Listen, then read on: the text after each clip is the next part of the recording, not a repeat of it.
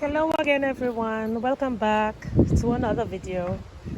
I am out here in my garden and I was just pruning my celery, moving my Brussels sprouts, watering some stuff, just try to do a little bit of this and a little bit of that around my garden.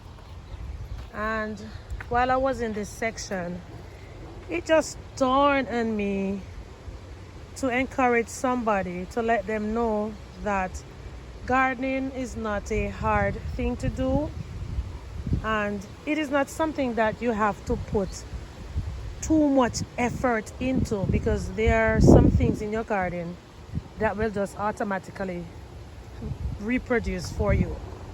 For example, these cherry tomatoes. I actually grew some cherry tomatoes last year in another area of my garden. As a matter of fact, they were over there. It was looking different because every year things changes. Nothing ever remains the same. And look at this, guys. These are volunteer cherry tomato plants. I did not plant them.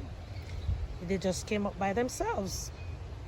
See, here I also have this baby papaya plant. Right above is its mother plant. Again, I just saw something else. What did I see? I think I saw some pigeon peas somewhere. Yeah, over here. Look at this, guys. These are two pigeon peas in this spot. I am not even sure what I had in this spot, but whatever was in there, I took it out. And look, two pigeon pea plants coming up in this spot. By the end of this year, if I take care of these two pigeon plants, if the Lord tarries, I will have a monster plant. Probably as big as this papaya plant. Yes, this is a monster for me because what? It's big enough to produce. Yes. So, those of you out there who have been very hesitant in starting a garden, just remember, you don't have to worry about certain things that you do in your garden. Because number one, when you plant like even a tomato plant, if you don't feel like harvesting like all of your tomatoes or like eating them, you can just save the seeds, like harvest them, save the seeds, and the next year you will definitely have a lot of seeds to start your garden again. All right, guys, look at this pigeon pea. This little pea here, it has 3 seeds in there. Yes, I know it's 3 seeds because I can actually feel it. Or is it 2? Let me see. Oops, that's 1 here. Let me see. All right, 3 seeds. Well, 1 is not that good, but here are 2 seeds. If you plant these 2 seeds in a bucket, in an Arizona bottle, in a cinder block pocket, in a block pot, or even sow directly in the soil, do you know what is going to happen? We're now in the month of April, so we have gone like 4 months. So we have like 8 more months left in the year. Within 8 months, guys, you can have pigeon peas right on your dining table or on your kitchen counters or in your pots. Yes, my garden is reproducing for me every single day. Oh, my goodness. Can I tell you something, guys? Just be my guest. Go ahead and start growing something today. Even this beautiful basil plant, it's looking tiny now, but I can guarantee you the next time you see it, it's going to be a monster. Yes, everything is going to be a monster for me in my garden. I have to predict it. Thank you, Miss Ogle. I got these seeds at work from Miss Ogle. Let me just show you guys. I got all the seeds at the same time. Look, this is a much bigger basil plant, and look at all the flowers and the seeds that is on it already. So automatically it is reproducing. As long as it has seeds, it will reproduce. It is going to give you a lot so you can share with family and friends and have enough for yourself to eat. Oh my, here I have a nice tomato that I can just pop in my mouth and eat. See? And even though it's drying up, it is still making some effort to put out more fruits. See guys, I love my garden and my garden love me.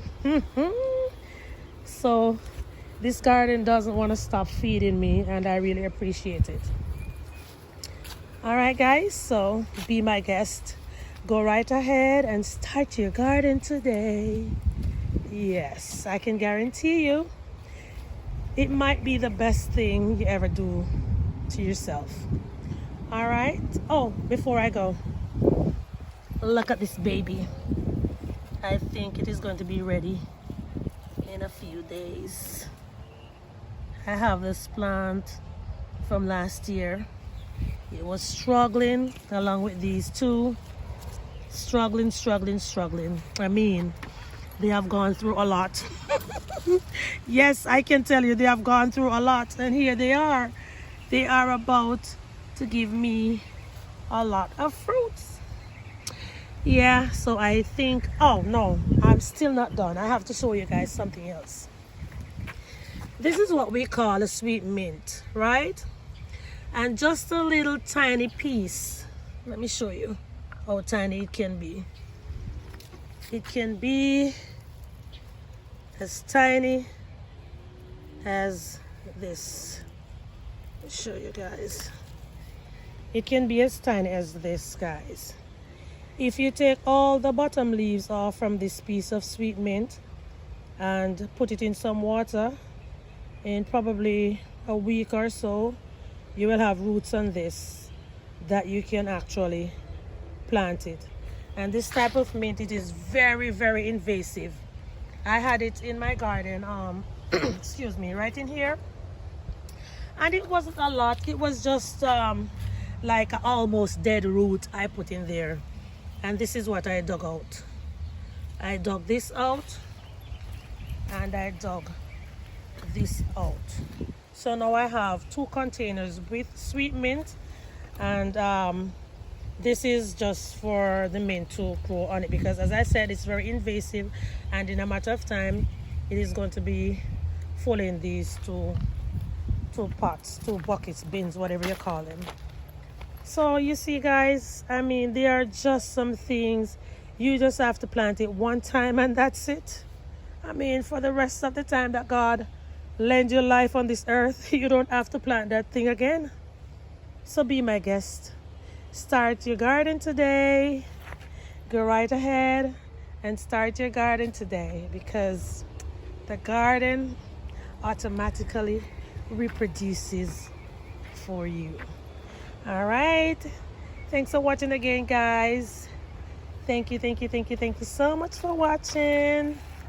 All right, and if this is your first time joining me, please go right ahead, comment, like, share, subscribe, and don't forget to hit that notification bell that whenever I upload another video, you will be amongst the privileged to see what I'm talking about.